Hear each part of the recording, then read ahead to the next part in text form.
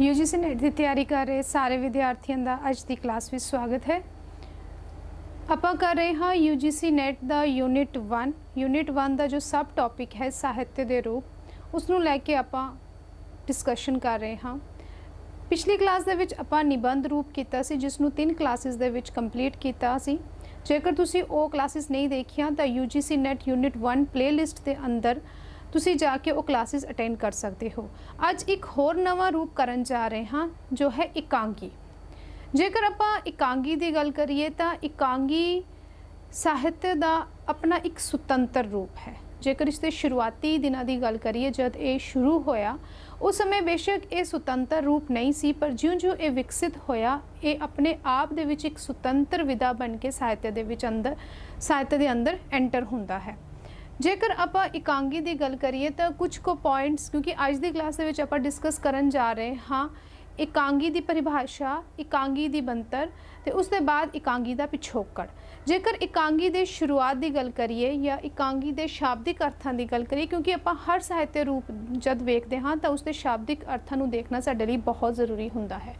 तो एकांगी जो है ये 2 शब्दों के सुमेल के नाल बनिया है, एक और अंगी।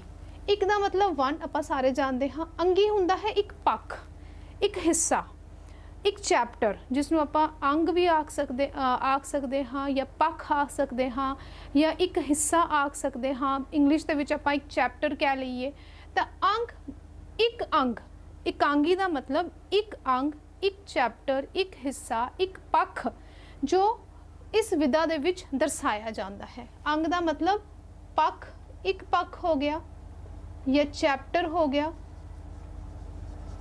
या हिस्सा हो गया।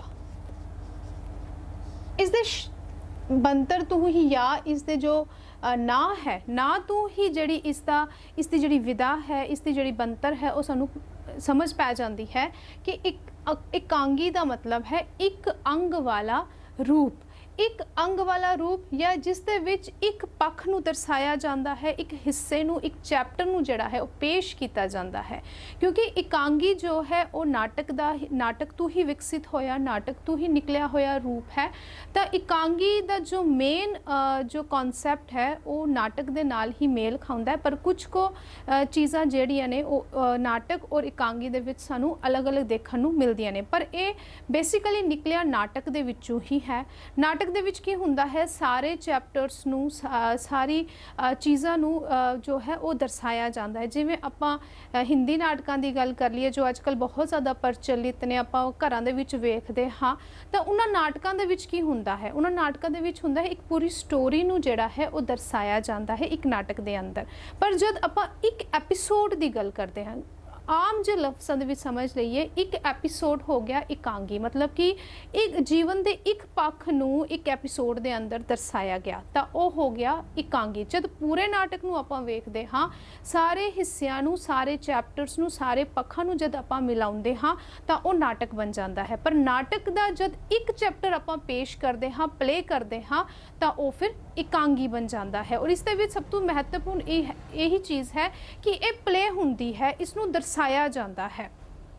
ये वो रूप है कि जड़ा लिखिया जाए पर लिखन दे बाद उस दे विच नाटकी जड़े नाटकीय चीज़ां ने, नाटकी जड़ी कला है वो भी भर दिती जाए। जेकर सिर्फ लिखिया गया उसनू स्टेज ते दर्शाया ना गया तो फिर वो एकांगी नहीं रहिंदा, वो एकांगी रूप नहीं उसनू कह सकते। एकांगी का मतलब है जीवन के एक पक्ष नू स्टेज के उत्ते दर्शाया जाए, लोगों के सामने प्रगट किया जाए, वो ही एकांगी हुंदा है।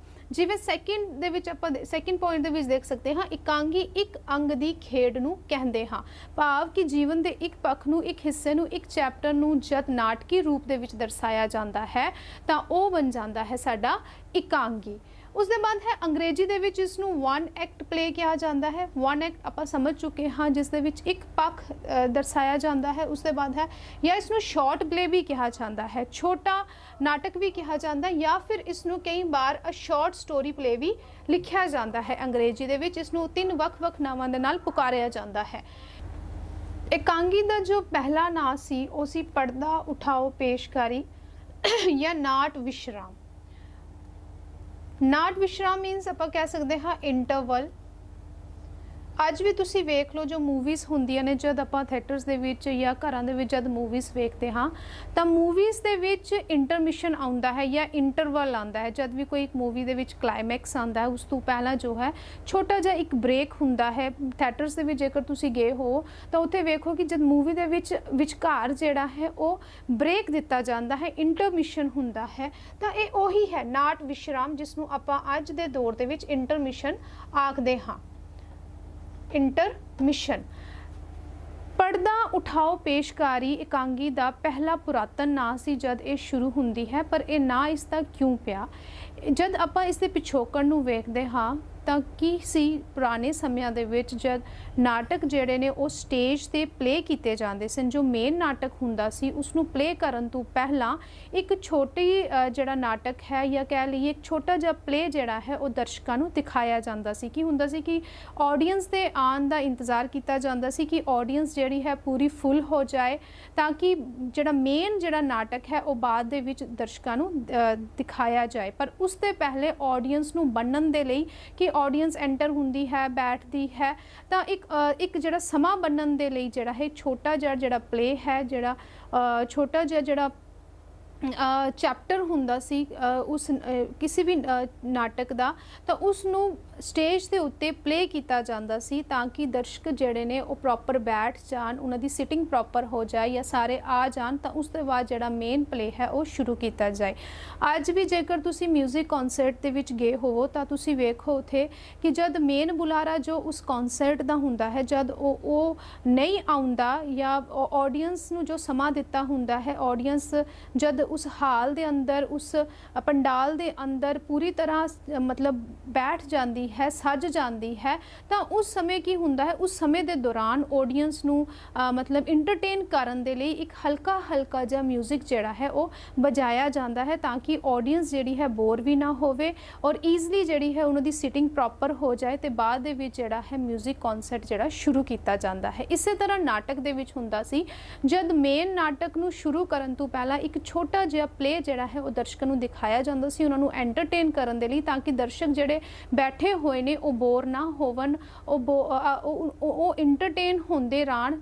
ਤਾਂ ਉਹਨਾਂ ਨੂੰ ਇੰਟਰਟੇਨ ਕਰਨ ਦੇ ਲਈ ਇੱਕ ਛੋਟਾ ਜਿਹਾ ਪਲੇ ਜਿਹੜਾ ਹੈ ਉਹ ਸਟੇਜ ਦੇ ਉੱਤੇ ਜਿਹੜਾ ਹੈ ਦਰਸਾਇਆ ਜਾਂਦਾ ਸੀ ਔਰ ਉਸੇ ਪਲੇ ਦਾ ਨਾਂ ਜਿਹੜਾ ਹੈ ਉਹ ਪਿਆ ਪਰਦਾ ਉਠਾਓ ਪੇਸ਼ਕਾਰੀ। ਛੋਟੇ ਪਲੇ ਦਾ ਨਾਮ ਪਰਦਾ ਉਠਾਓ ਪੇਸ਼ਕਾਰੀ, ਕਿ ਪਰਦੇ ਤੋਂ ਪਹਿਲੇ ਮਤਲਬ ਮੇਨ ਜੋ ਨਾਟਕ ਹੈ ਉਹ ਸ਼ੁਰੂ ਹੋਣ ਤੋਂ ਪਹਿਲੇ ਜਿਹੜਾ ਹੈ ਛੋਟਾ ਨਾਟਕ ਜਿਹੜਾ ਦਿਖਾਇਆ ਜਾਂਦਾ ਸੀ ਉਸ ਨੂੰ ਕਿਹਾ ਜਾਂਦਾ ਸੀ ਪਰਦਾ ਉਠਾਓ ਪੇਸ਼ਕਾਰੀ ਜਾਂ ਨਾਟ ਵਿਸ਼ਰਾਮ, ਜਿਸ ਨੂੰ ਆਪਾਂ ਇੰਟਰਵਲ ਜਾਂ ਇੰਟਰਮਿਸ਼ਨ ਆਖਦੇ ਹਾਂ।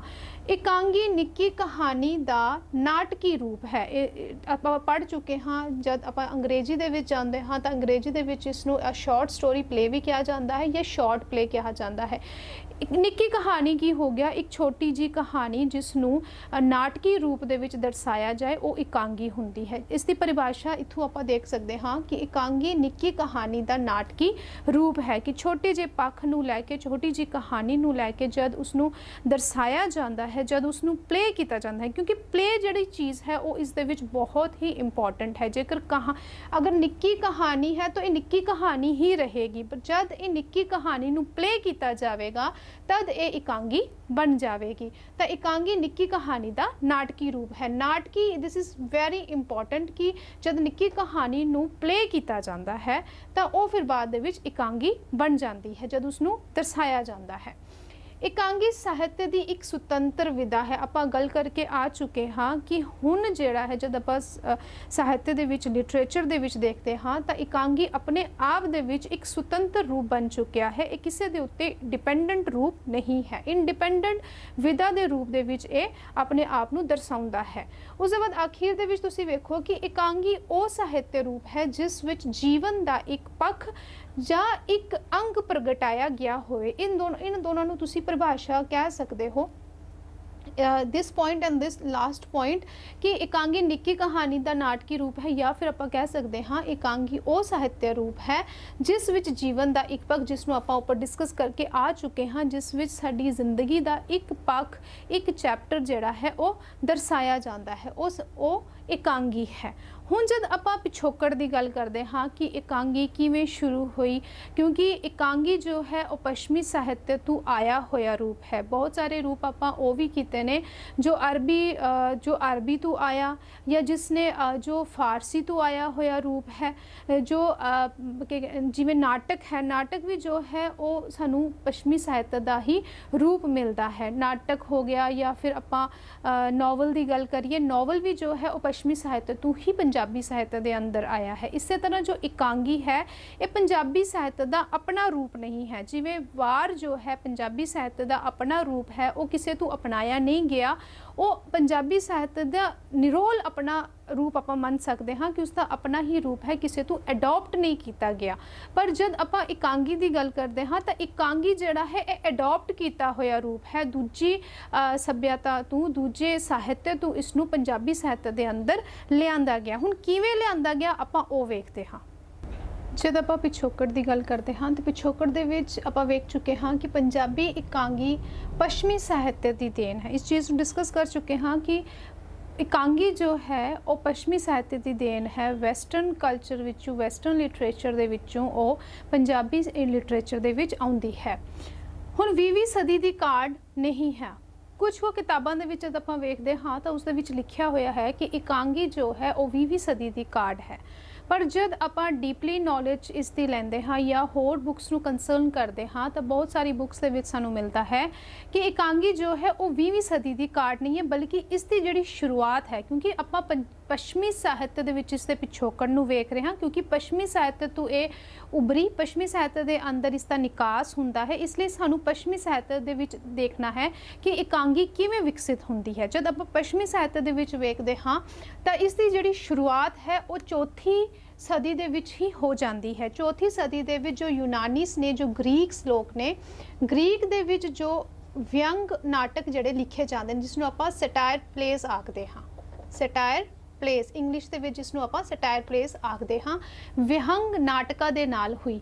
ਚੌਥੀ ਸਦੀ ਦੇ ਵਿੱਚ ਇਸ ਦੀ ਸ਼ੁਰੂਆਤ ਜਿਹੜੀ ਹੈ ਉਹ ਗ੍ਰੀਕ ਦੇ ਵਿੱਚ ਜਿਹੜੇ ਯੂਨਾਨੀ ਜਿਹੜੇ ਲੋਕ ਨੇ ਉਹਨਾਂ ਦੀ ਤਰਫੋਂ ਜਿਹੜੇ ਵਿਅੰਗ ਨਾਟਕ ਲਿਖੇ ਗਏ, ਉਹਨਾਂ ਦੇ ਨਾਲ ਇਸ ਦੀ ਸ਼ੁਰੂਆਤ ਨੂੰ ਬਹੁਤ ਸਾਰੇ ਇਤਿਹਾਸਕਾਰ ਮੰਨਦੇ ਨੇ ਕਿ ਯੂਨਾਨੀਆਂ ਦੇ ਨਾਟਕਾਂ ਦੇ ਨਾਲ, ਯੂਨਾਨੀਆਂ ਦੇ ਵਿਅੰਗ ਨਾਟਕਾਂ ਦੇ ਨਾਲ ਇਕਾਂਗੀ ਦੀ ਜਿਹੜੀ ਹੈ ਉਹ ਸ਼ੁਰੂਆਤ ਹੁੰਦੀ ਹੈ।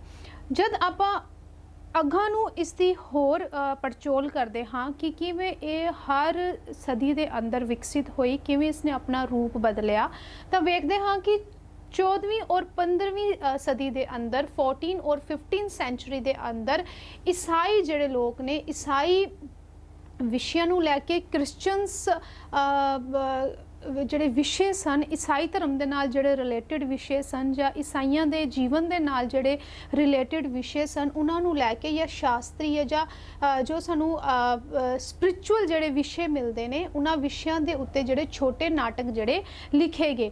ਇਹ ਇਕਾਂਗੀ ਦਾ ਰੂਪ ਵਿਕਸਿਤ ਹੁੰਦਾ ਜਦ ਆਪਾਂ ਵੇਖਦੇ ਹਾਂ ਤਾਂ 16ਵੀਂ ਸਦੀ ਦੇ ਵਿੱਚ ਇਹ ਪੁੱਜਦਾ ਹੈ। ਜਾਂ 16ਵੀਂ ਸਦੀ ਤੋਂ ਪਹਿਲੇ ਜਦ ਆਪਾਂ ਵੇਖਦੇ ਹਾਂ ਤਾਂ ਇੱਕ ਜਿਹੜਾ ਮੋਰੈਲਿਟੀ ਪਲੇ ਸਾਨੂੰ ਮਿਲਦਾ ਹੈ ਪੱਛਮੀ ਸਾਹਿਤ ਦੇ ਅੰਦਰ, ਜਿਸ ਦਾ ਨਾਂ ਹੈ ਐਵਰੀ ਮੈਨ।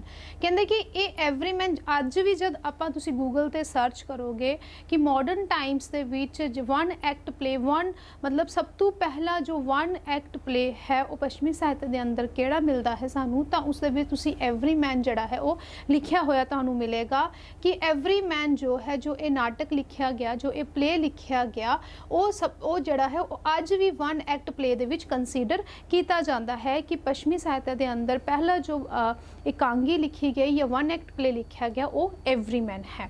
ਉਸ ਦੇ ਬਾਅਦ 16ਵੀਂ ਸਦੀ ਦੇ ਵਿੱਚ ਜਦ ਇਹ ਸਾਹਿਤਿਆ ਰੂਪ ਪਹੁੰਚਦਾ ਹੈ ਤਾਂ ਉਸ ਸਮੇਂ ਐਲਜ਼ਾਬੇਥਨ ਡਰਾਮਾ ਜੋ ਹੈ ਉਹ ਸਾਨੂੰ ਮਿਲਦਾ ਹੈ। ਐਲਜ਼ਾਬੇਥਨ ਪਲੇ ਜਿਹੜਾ ਹੈ ਉਹ ਲਿਖਿਆ ਗਿਆ 16ਵੀਂ ਸਦੀ ਦੇ ਅੰਦਰ। ਫਿਰ ਉਸ ਦੇ ਬਾਅਦ 16ਵੀਂ ਸਦੀ ਦੇ ਵਿੱਚ ਹੀ ਜਦ 16ਵੀਂ ਸਦੀ ਦੇ ਵਿੱਚ ਇਕਾਂਗੀ ਰੂਪ ਪੁੱਜਦਾ ਹੈ ਤਾਂ ਉਸ ਦੇ ਵਿੱਚ ਕੀ ਹੁੰਦਾ ਹੈ ਕਿ ਆਪਾਂ ਦੇਖਦੇ ਹਾਂ ਕਿ ਇੰਟਰਲਿਊਡ ਜਿਹੜਾ ਹੈ ਉਹ ਇਹ ਜਿਹੜੇ ਵਰਡ ਹੈ ਉਹ ਇੰਟਰੋਡਿਊਸ ਹੁੰਦਾ ਹੈ 16ਵੀਂ ਸਦੀ ਦੇ ਅੱਧ ਦੇ ਵਿੱਚ। ਜਦ 16ਵੀਂ ਸਦੀ ਦਾ ਅੱਧ ਹੁੰਦਾ ਹੈ ਤਾਂ ਉਸ ਸਮੇਂ ਆਪਾਂ ਵੇਖਦੇ ਹਾਂ ਕਿ ਜਿਹੜੇ ਪਲੇ ਖੇਲੇ ਜਾਂਦੇ ਨੇ ਜਾਂ ਜਿਹੜੇ ਛੋਟੇ ਛੋਟੇ ਪਲੇ ਸਨ ਜਾਂ ਵੱਡੇ ਜਿਹੜੇ ਪਲੇ ਸਨ, ਜੋ ਨਾਟਕ ਸਨ, ਜਦ ਉਹਨਾਂ ਨੂੰ ਨਾਟਕੀ ਰੂਪ ਦਿੱਤਾ ਜਾਂਦਾ ਸੀ, ਜਦ ਉਹਨਾਂ ਨੂੰ ਸਟੇਜ ਦੇ ਉੱਤੇ ਦਰਸਾਇਆ ਜਾਂਦਾ ਸੀ ਤਾਂ ਉਸ ਨਾਟਕ ਦੇ ਵਿੱਚ ਇੱਕ ਟਰਮ ਜਿਹੜੀ ਹੈ ਉਹ ਯੂਜ਼ ਹੋਣ ਲੱਗੀ, ਉਹ ਦਿਖਾਈ ਦੇਣ ਲੱਗੀ। ਉਸ ਟਰਮ ਸੀ ਇੰਟਰਲਿਊਡ। ਇੰਟਰਲਿਊਡ ਜੋ ਆਪਾਂ ਪਿੱਛੇ ਪੜ੍ਹ ਕੇ ਆ ਚੁੱਕੇ ਹਾਂ, ਜਿਸ ਨੂੰ ਆਪਾਂ ਇੰਟਰਵਲ ਆਖਦੇ ਹਾਂ, ਜਿਸ ਨੂੰ ਆਪਾਂ ਇੰਟਰਵਲ ਜਾਂ ਇੰਟਰਮਿਸ਼ਨ ਆਖਦੇ ਹਾਂ। ਇੰਟਰਮਿਸ਼ਨ ਔਰ ਇੰਟਰਵਲ ਦਾ ਹੀ ਨਾਂ ਹੈ ਇੰਟਰਲਿਊਡ। ਇਹ ਜਿਹੜੀ ਟਰਮ ਹੈ ਇਹ 16ਵੀਂ ਸਦੀ ਦੇ ਅੱਧ ਦੇ ਵਿੱਚ ਯੂਜ਼ ਹੋਈ, ਜਿਸ ਨੂੰ ਆਪਾਂ ਕਹਿ ਸਕਦੇ ਹਾਂ a brief show inserted between the sections of a longer performance. ਹੁਣ ਇਹ ਸ਼ੋ ਕੋਈ ਵੀ ਹੋ ਸਕਦਾ ਸੀ, ਅਗਰ ਕੋਈ ਡਾਂਸ ਪਰਫਾਰਮੈਂਸ ਹੈ, ਵੱਡੇ ਲੈਵਲ ਉੱਪਰ ਪਰਫਾਰਮੈਂਸ ਹੈ, ਲੰਬੀ ਪਰਫਾਰਮੈਂਸ ਚੱਲਣ ਵਾਲੀ ਹੈ, ਤਾਂ ਉਸ ਦੇ ਵਿੱਚ ਛੋਟੀ ਜਿਹੜੀ ਪਰਫਾਰਮੈਂਸ ਹੈ ਇੰਟਰਵਲ ਦੇ ਵਿੱਚ ਉਹ ਕੀਤੀ ਜਾਂਦੀ ਸੀ। ਜਾਂ ਕੋਈ ਮਿਊਜ਼ਿਕ ਸ਼ੋ ਹੈ ਜੋ ਵੱਡਾ ਮਿਊਜ਼ਿਕ ਸ਼ੋ ਚੱਲਣ ਵਾਲਾ 2-3 ਘੰਟਿਆਂ ਦਾ ਮਿਊਜ਼ਿਕ ਸ਼ੋ ਚੱਲਣ ਵਾਲਾ ਹੈ, ਤਾਂ ਉਸ ਦੇ ਵਿੱਚ ਇੰਟਰਵਲ ਦੇ ਦੌਰਾਨ ਇੱਕ ਇੰਟਰਵਲ ਇੱਕ ਬ੍ਰੇਕ ਦਿੱਤੀ ਜਾਂਦੀ, ਇਸ ਨੂੰ ਆਪਾਂ ਆਮ ਭਾਸ਼ਾ ਦੇ ਵਿੱਚ, ਇੱਕ ਲੇਮੈਨ ਦੀ ਭਾਸ਼ਾ ਦੇ ਵਿੱਚ ਬ੍ਰੇਕ ਵੀ ਆਖ ਸਕਦੇ ਹਾਂ। ਬ੍ਰੇਕ ਜਿਵੇਂ ਸਕੂਲਾਂ ਦੇ ਵਿੱਚ ਆਪਾਂ ਵੇਖਦੇ ਹਾਂ ਕਿ ਜੇਕਰ 8 ਪੀਰੀਅਡ ਹੁੰਦੇ ਨੇ ਤਾਂ 4 ਪੀਰੀਅਡ ਦੇ ਬਾਅਦ ਬੱਚਿਆਂ ਨੂੰ ਜਿਹੜੀ ਹੈ ਬ੍ਰੇਕ ਦਿੱਤੀ ਜਾਂਦੀ ਹੈ, ਤਾਂ ਕਿ ਉਹ ਜਿਹੜੇ ਰਿਲੈਕਸ ਹੋ ਜਾਣ, ਫਿਰ ਅਗਲੀ ਜਿਹੜੀ ਪੜ੍ਹਾਈ ਉਹ ਆਰਾਮ ਨਾਲ ਕਰ ਸਕਣ। ਇਸੇ ਤਰ੍ਹਾਂ ਜਦ ਆਪਾਂ ਡਾਂਸ ਪਰਫਾਰਮੈਂਸ ਦੀ ਜਾਂ ਸ਼ੋਜ਼ ਦੀ ਗੱਲ ਕਰਦੇ ਹਾਂ ਤਾਂ ਉਹਨਾਂ ਦੇ ਵਿੱਚ ਵੀ ਸਾਨੂੰ ਬ੍ਰੇਕ ਵੇਖਣ ਨੂੰ ਮਿਲਦੀ ਹੈ। ਔਰ ਇਹ ਜਿਹੜੀ ਬ੍ਰੇਕ ਹੈ, ਇਹ ਜਿਹੜਾ ਇੰਟਰਲਿਊਡ ਹੈ, ਇਹ 16ਵੀਂ ਸਦੀ ਦੇ ਅੰਦਰ ਇੰਟਰੋਡਿਊਸ ਕੀਤਾ ਗਿਆ, ਭਾਵੇਂ ਉਹ ਡਾਂਸ ਪਰਫਾਰਮੈਂਸ ਸਨ ਜਾਂ ਫਿਰ ਉਹ ਮਿਊਜ਼ਿਕ ਸ਼ੋ ਸਨ ਜਾਂ ਫਿਰ ਉਹ ਪਲੇ ਸਨ। ਪਲੇ ਦੇ ਵਿੱਚ ਵੀ ਜਦ ਡਰਾਮਾ ਜਿਹੜਾ ਹੈ ਸਟੇਜ ਦੇ ਉੱਤੇ ਆਰਗੇਨਾਈਜ਼ ਕੀਤਾ ਜਾਂਦਾ ਸੀ, ਮੇਨ ਡਰਾਮਾ ਜਿਹੜਾ ਆਰਗੇਨਾਈਜ਼ ਕੀਤਾ ਜਾਂਦਾ ਸੀ, ਉਸ ਦੇ ਬਾਅਦ ਵਿੱਚ ਹੀ ਇੱਕ ਜਦ ਬ੍ਰੇਕ ਹੁੰਦੀ ਸੀ ਤਾਂ ਆਡੀਅੰਸ ਉੱਠ ਕੇ ਨਾ ਚਲੀ ਜਾਏ, ਆਡੀਅੰਸ ਬੋਰ ਨਾ ਹੋਵੇ, ਤਾਂ ਆਡੀਅੰਸ ਨੂੰ ਬੰਨਣ ਦੇ ਲਈ ਫਿਰ ਵਿੱਚ ਜਿਹੜਾ ਛੋਟੀ ਜਿਹੜੇ ਝਾਂਕੀਆਂ ਨੇ ਜਾਂ ਛੋਟਾ ਜਿਹੜਾ ਪਲੇ ਹੈ ਉਹ ਦਿਖਾਣਾ ਸ਼ੁਰੂ ਕਰ ਦਿੱਤਾ ਗਿਆ। ਤਾਂ 16ਵੀਂ ਸਦੀ ਦੇ ਅੰਦਰ ਆਪਾਂ ਕਹਿ ਲਈਏ ਕਿ ਇਕਾਂਗੀ ਜਿਹੜਾ ਹੈ ਉਹ ਇੱਕ ਸੁਤੰਤਰ ਰੂਪ मतलब बनना शुरू हो चुकिया सी, क्योंकि पिछे आप वेख के आ रहे हाँ कि छोटे नाटक लिखे गए जिसनों एकांगी कहा गया, फिर उसके बाद सानू स्पिरिचुअल नाटक मिलते हैं या ईसाई मत के नाल जिहड़े नाटक लिखे गए उन्होंने भी कंसीडर किया जाता है। पर इस समय एकांगी एक सुतंत्र रूप नहीं सी, बल्कि वो नाटक का ही एक रूप सी। नाटक क्योंकि छोटा नाटक छोटा प्ले, इसनों नाटक के नाल सिर्फ छोटा अल्फाज जिहड़ा है वो यूज़ कर दिता गया, पर एकांगी इस समय बिल्कुल नाटक के उत्ते ही डिपेंड सी। पर जब आप 16वीं सदी दे विच आउंदे हाँ तो वेखते हाँ कि एकांगी एक सुतंत्र रूप बनना शुरू हो जाती है। 16वीं सदी तो बाद जब आप वेखते हाँ तो 18वीं सदी दे विच जब आप एंटर होंदे हाँ तो 18वीं सदी दे विच जब आप वेखते हाँ तो फील्डिंग ने जो है टॉम थम ना दा एक 1 एक्ट प्ले लिखिया। उसके बाद शेरिडन का सानू द क्रिटिक 1 एक्ट प्ले मिलता है। बेसिकली 18वीं सदी के अंदर एकांगी जड़ा है एक प्रॉपर सुतंत्र रूप बनना शुरू हो चुकिया सी, जिस दे विच सानू दो जड़े एग्जाम्पल्स ने वो मिलदियां ने जो कि 1 एक्ट प्ले के अंदर कंसीडर कीतियां जांदियां ने, एकांगी रूप दे विच कंसीडर कीतियां जांदियां ने, जो सानू 18वीं सदी के अंदर मिलदियां ने। वो है फील्डिंग दा टॉम थम और शेरिडन दा द क्रिटिक। ये दो प्ले ने जिन्होंने 1 एक्ट प्ले का नाम प्रॉपर ढंग दे नाल दिता गया। उसके बाद की हुंदा है कि 18वीं सदी तो बाद जब आप वेखते हाँ तो 1912 दे विच this point is very important, NET के पेपर के लिए बहुत ही इंपॉर्टेंट पॉइंट है कि 1912 दे विच की हुंदा है लिटल थिएटर मूवमेंट जिहड़ी है वो शुरू होंदी है यूनाइटेड स्टेट्स के अंदर। लिटल थिएटर मूवमेंट की आप कह सकते हाँ कि थिएटर्स जिहड़े ने वो विकसित हो चुके सन, थिएटर्स जिहड़े ने वो आ चुके सन, जिस दे विच आपां वेखीए तो 1912 तो पहला ही जिहड़े थिएटर्स ने वक्-वक् जिहड़े थिएटर ने वो वक्-वक् कंट्रीज़ के अंदर स्थापित हो चुके सन। जिवें आपां वेखदे हाँ 1887 दे विच सानू थिएटर लिबरल पैरिस के अंदर मिलता है। उसके बाद 1889 दे विच असीं फेरी बुने देखते हाँ जो सानू बर्लिन के अंदर मिलता है। 1891 के अंदर इंडिपेंडेंट थिएटर जिहड़ा है वो लंडन दे विच स्थापित किया गया। 1893 दे विच आपां वेखदे हाँ तो लिटल थिएटर जिहड़ा है वो पैरिस दे विच स्थापित होया सानू मिलता है। भाव कि 1912 तो पहला ही जिहड़े थिएटर्स ने छोटे छोटे जिहड़े थिएटर्स ने या वड्डे रूप जिहड़े रूप के थिएटर्स ने वो वक्-वक् कंट्रीज़ के अंदर जिहड़े स्थापित होना डिवेलप होना शुरू हो चुके सन। और 1912 दे विच 1912 दे विच जिहड़ी है लिटल थिएटर मूवमेंट जिहड़ी है वो शुरू होंदी है यूनाइटेड स्टेट के अंदर। और उस मूवमेंट के नाल की हुंदा है एकांगी जिहड़ा है संपूर्ण तौर ते इस मूवमेंट दे नाल, this movement is very important. इस मूवमेंट दे नाल की हुंदा है, एकांगी जो है, एकांगी सुतंत्र विधा बन चुकी है।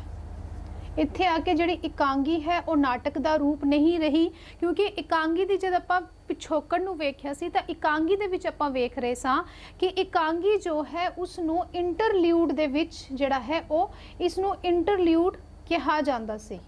भाव कि इसनूं इंटरल्यूड दे रूप दे विच या इंटरवल दे विच या इंटरमिशन दे विच इसनूं दर्शाया जांदा सी। इन्हां रूपां दे विच या इन्हां समयां दे अंदर एकांगी नूं जिहड़ा है वो दर्शाया जांदा सी या इसनूं इंटरल्यूड कहा जांदा सी। पर जद 1912 दे विच लिटिल थिएटर मूवमेंट शुरू हुंदी है तां एकांगी जो है संपूर्ण तौर ते अपना एक इंडिपेंडेंट रूप बन के वो निखर के सामने आउंदी है और इसनूं जिहड़ा है वो सुतंत्र विधा होण दा जिहड़ा मान है या ये कह लईए कि ये प्रफुल्लित हुंदी है 1912 विच जो लिटिल थिएटर मूवमेंट हुंदी है। इस दे बाद जब आपां इसकी शुरुआत पंजाबी साहित्य के अंदर वेखते हैं, क्योंकि ये पश्चिमी साहित्य अंदर वेख्या कि एकांगी किवें शुरू हुई। चौथी सदी दे विच यूनानियां दे जो विहंग नाटक लिखे गए उन्हां दे नाल जिहड़ी एकांगी शुरू हो चुकी सी। पर इस जो विकसित हुंदी है, जो ये सुतंत्र विधा बनती है, वो सानू 1912 दे विच जो लिटिल थिएटर मूवमेंट हुंदी है उसके बाद इसका जिहड़ा वखरा रूप है वो सानू नज़र आउंदा है। ये सारा पश्चिमी साहित्य सी कि पश्चिमी साहित्य के अंदर इसकी शुरुआत कितों हुंदी है और ये आस्ते आस्ते पंजाबी साहित्य के अंदर किवें पहुँचती है। हुण आपां वेखदे हाँ कि पश्चिमी साहित्य तो प्रभावित होके ये पंजाबी साहित्य के अंदर किवें एंटर हुंदी है।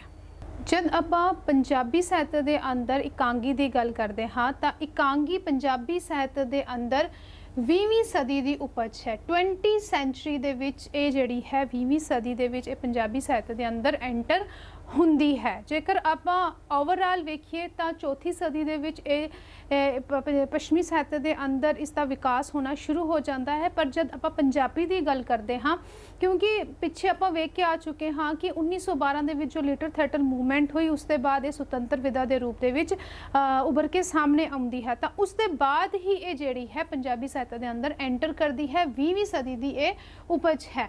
हुण पंजाबी साहित्य के अंदर एंटर किवें हुंदी है, जब आपां ईश्वर चंद्र नंदा नूं पढ़ते हाँ, जिसनों आपां IC नंदा भी आखते हाँ, इन शॉर्ट IC नंदा।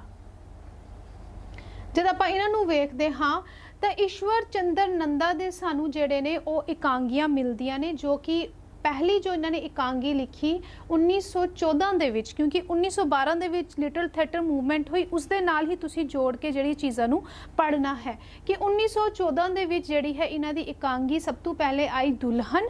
फिर उसके बाद इन्होंने एकांगी लिखी 1915 दे विच, नाले नाल दूजे साल इन्होंने जो एकांगी लिखी वो सी बेबे राम पंजनी। हुण ये एकांगियां जिहड़ियां इन्होंने लिखियां भी ते खेडियां भी, इन्हां नूं प्ले भी किया गया। तो आपां कह सकते हाँ कि पंजाबी साहित्य के अंदर जो सब तो पहली जो एकांगी सानू मिलती है वो IC नंदा दी ही है, जो उन्होंने 1914 दे विच लिखी वो सी दुल्हन। और दूजा जो एकांगी उन्होंने लिखी 1915 दे विच जो सी बेबे राम पंजनी।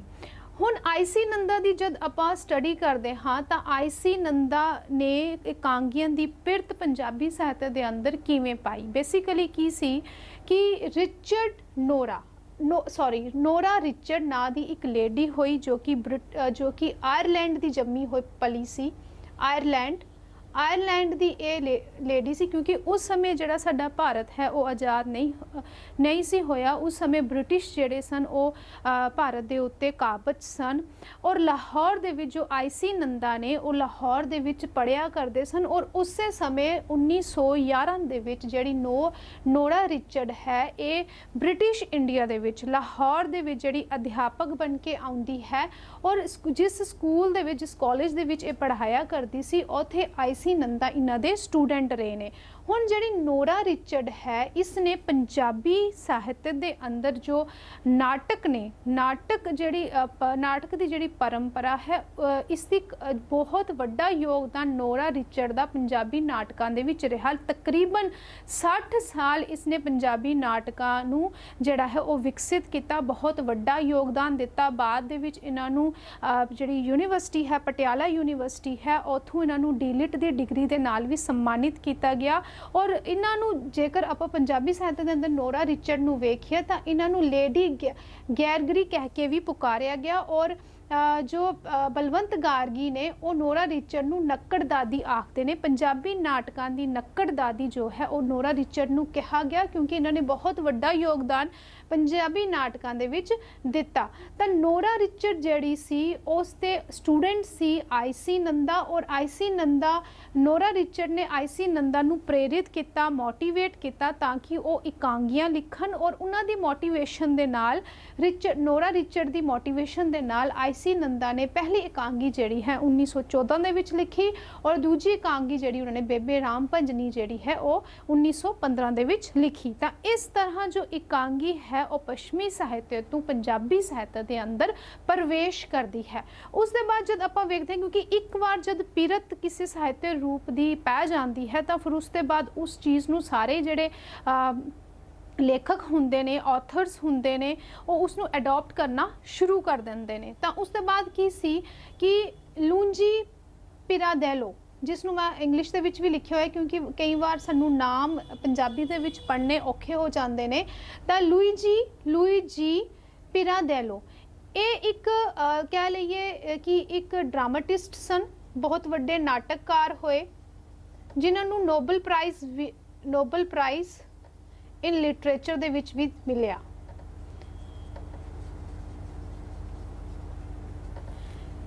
ड्रामाटिस्ट सन, इटैलियन ड्रामाटिस्ट,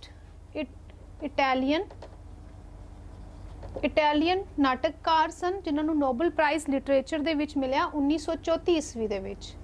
ਤਾਂ ਇਹਨਾਂ ਦੀ ਪ੍ਰੇਰਨਾ ਸਦਕਾ ਇਹਨਾਂ ਤੋਂ ਪ੍ਰਭਾਵਿਤ ਹੋ ਕੇ ਈਸ਼ਵਰ ਚੰਦਰ ਨੰਦਾ ਜੋ ਨੇ ਉਹ ਨੋਰਾ ਰਿਚਰਡ ਤੋਂ ਪ੍ਰਭਾਵਿਤ ਹੋਏ। ਔਰ ਲੁੰਜੀ ਪਿਰਾਡੇਲੋ ਤੋਂ ਜੋ ਪ੍ਰਭਾਵਿਤ ਹੋਏ ਮੋਹਨ ਸਿੰਘ ਦੀਵਾਨਾ ਇਹਨਾਂ ਤੋਂ ਪ੍ਰਭਾਵਿਤ ਹੋ ਕੇ ਉਹਨਾਂ ਨੇ ਜਿਹੜਾ ਹੈ ਪੰਖੜੀਆਂ ਜਿਹੜਾ ਸੰਗ੍ਰਹਿ ਹੈ, ਇਕਾਂਗੀ ਸੰਗ੍ਰਹਿ ਜਿਸ ਦੇ ਵਿੱਚ 4 ਇਕਾਂਗੀ ਸਾਨੂੰ ਮਿਲਦੀਆਂ ਨੇ, 4